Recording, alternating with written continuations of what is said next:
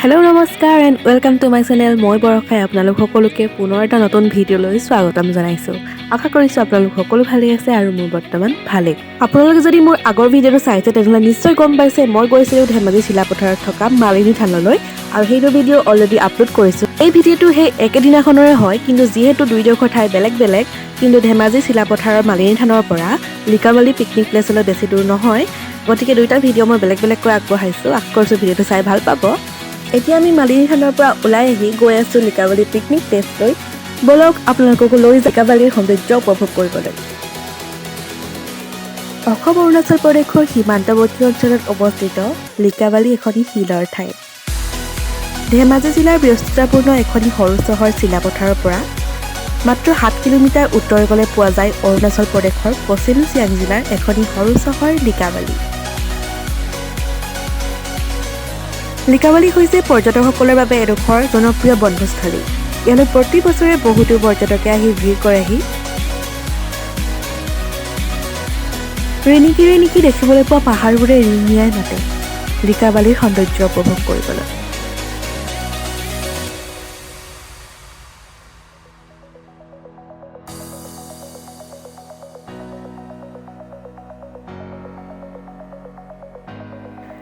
ৰাস্তাৰ কাষতে দেখিবলৈ পালোঁ ঘোঁৰা গাড়ী, আৰু এটা কথা মন কৰিবলগীয়া যে এই ঠাইডোখৰত ঘোঁৰা গাড়ী খুবেই প্ৰচলন আছে, যিহেতু এইডোখৰ এডোখৰ পাহাৰীয়া ঠাই আৰু হিল এৰিয়া।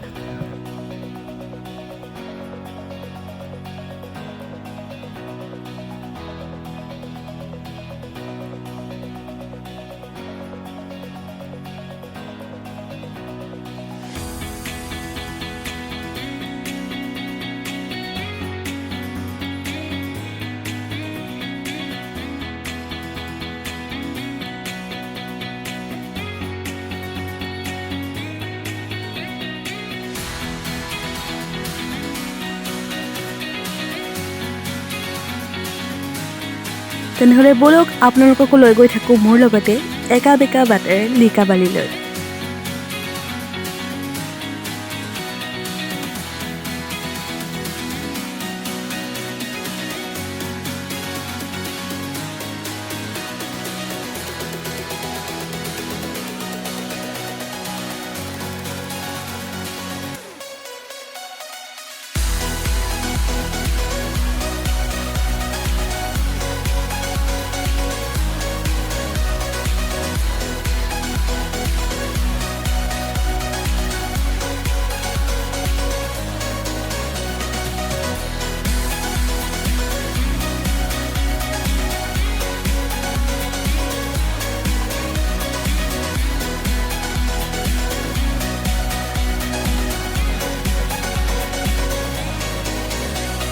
সৌৱা আমি আহি পাইছোঁহি আৰু আঁতৰৰ পৰাই দেখিবলৈ পাইছোঁ বহুতেই গাড়ী, নিশ্চয় তাত খুবেই ভিৰ হৈ আছে।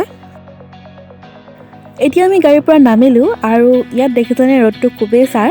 আমি য'ত থানত গৈছিলোঁ সেই ঠাইডোখৰত কিন্তু আমি যাওঁতে চিপচিপীয়া বৰষুণ পৰিছিল, কিন্তু এই ঠাইডোখৰত এতিয়া খুবেই ৰ'দ। আচলতে পাহাৰীয়া ঠাই, ঘপককৈ বৰষুণ পৰে, ঘপককৈ ৰ'দ ওলায়। আমি খন্তেক গাড়ীৰ ওচৰতে কিবা কিবি অলপ খাই লওঁ, তাৰপিছত জেগাডোখৰ আপোনালোকক ভালকৈ দেখুৱাই আছোঁ।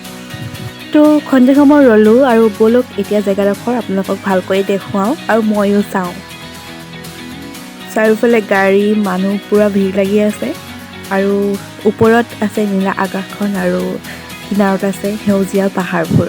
আপোনালোক বহুতে হয়তো জানে এই ঠাইডোখৰতে আছে এখন হেংগিং ব্ৰিজ, আৰু সৌখন হৈছে হেংগিং ব্ৰিজ মানে ওলমা দলং, আৰু এতিয়া গৈ আছোঁ তাত উঠিবৰ বাবে। দলংখনৰ তলত কোনো খুঁটা নাই, দলংখন ওলমি আছে, তো তাত উঠিবৰ বাবে টিকেট ল'ব লাগে। এটা টিকেটৰ মূল্য 20 টকাকৈ।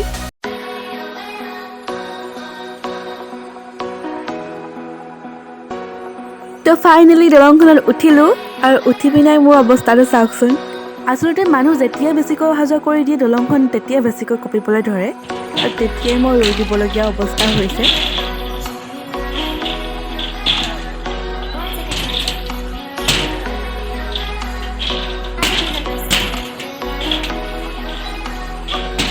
এয়া দেখিছেনে কেনেকৈ কঁপিছে দলংখন।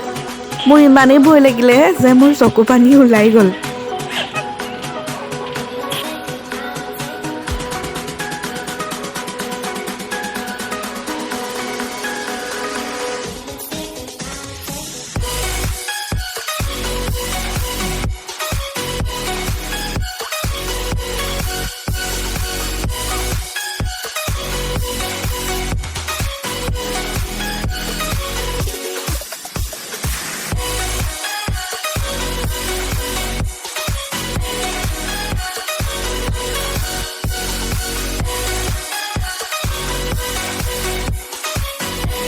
এতিয়া দলঙৰ পৰা তললৈ নামি আহিলোঁ আৰু তাতে দেখিবলৈ পালোঁ কিছুমান জনগোষ্ঠীয় সাজপাৰ।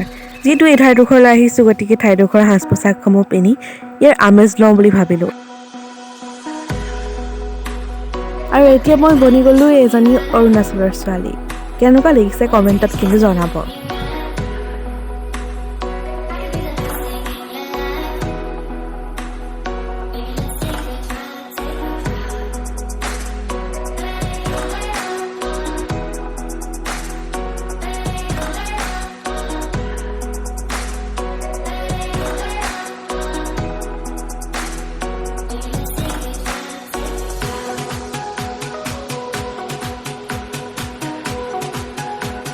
ইয়াত এখন নদী আছে, কিন্তু নদীখনৰ নাম কি মই ভালকৈ নাজানো। আপোনালোকে যদি জানে কমেণ্টত জনাব। খুব ভাল লাগিলে, শিল, পানী, কিনাৰত পাহাৰ আৰু ওপৰত নীলা আকাশখন। কিন্তু এটা কথা খুব বেয়া লাগিলে যে নদীখন মানুহবিলাকে খুব লেতেৰা কৰি থৈছে। প্লাষ্টিক বটল কিবা কিবি মুঠতে খুব লেতেৰা হৈ আছে। গতিকে খুব বেয়া লাগিলে। পৰিৱেশটো ইমান ধুনীয়া, আমি যদি ইয়াক ধুনীয়াকৈ থকাত সহায় কৰোঁ আৰু কিমান ধুনীয়া লাগিব নহয়নে?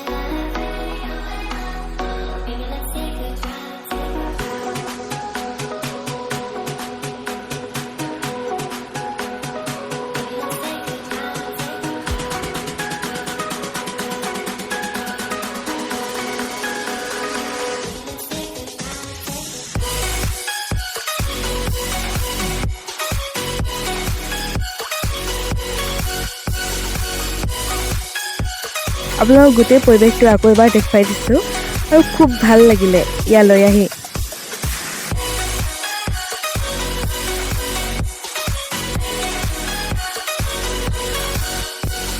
অৰুণাচলৰ সেউজীয়া স্মৃতিবোৰ বুকুত সামৰি এতিয়া আমি ঘৰ্ম পক্ষী হৈ উভতি গৈ আৰু তেতিয়ালৈকে আপোনালোকে তাত পোৱা ফটোসমূহ চাই লওক।